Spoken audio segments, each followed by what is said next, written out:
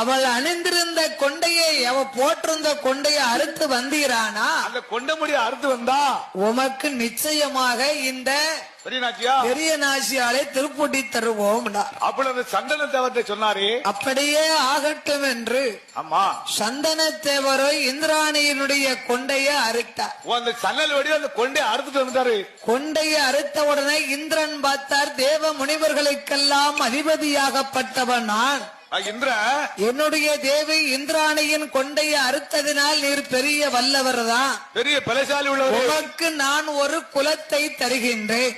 ஆமா இன்று முதல் மரவையிலே மரத்தில் உம்மை பிறவி செய்ததினாலும், ஆமா சந்தன மரத்திலே பிறவி செய்ததனால் உமக்கு மறவர் என்றும் இந்திராணியினுடைய கொண்டையை அறுத்து வல்லமை பெற்றதினாலே, ஆமா இன்று முதல் சரி உமக்கு கொண்டையன் கோட்டையர் என்று பெயர் கொடுத்தார். ஓ கொண்டைய மாட்டாரு கொண்டையன் கோட்டார் என்று பேர் நாமத்தை கொடுத்து கொண்டையன் கோட்டார் மரவர் குலம் என்று உமக்கு ஒரு வம்சத்தையும் நான் தருகின்றேன். ஆமா இதற்கு அடையாளமாக சரி இன்று முதல் பெரிய நாச்சி அம்மாளை நீர் திருப்பூட்டணுமே, ஆனா ஆமா திருமாங்கலியத்திலே கொண்டை ஓட்டு நீர் செய்ய வேணும்.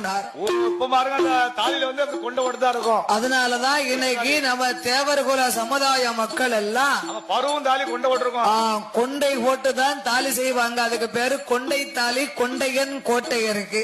ஆமா அப்படி இருவேர்களுக்கும் வெற்றி பெற்ற சந்தன தேவருக்கு ஆமா நீர் இந்திராணியுடைய கொண்டையை அறுத்து ஜெயம் பெற்று வந்ததினாலே இன்று முதல் சரி உனக்கு ஜெய வீர தேவர்.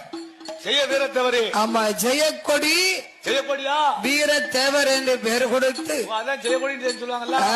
ஆமா அந்த பெரிய நாச்சி அம்மாளை திருப்பூட்டினார்கள். சரி அவர்களுக்கு என்று ஒரு நாட்டையும் ஒப்படைத்தார். அவருக்கு நாடு வேணும்ல. அது எந்த நாடு தெரியுமா? எந்த நாடு? ஜெயக்கொடி வீரத்தேவரும் 1000 மறவருக்கு அதிபதியாக தன்னுடைய மனைவியாகிய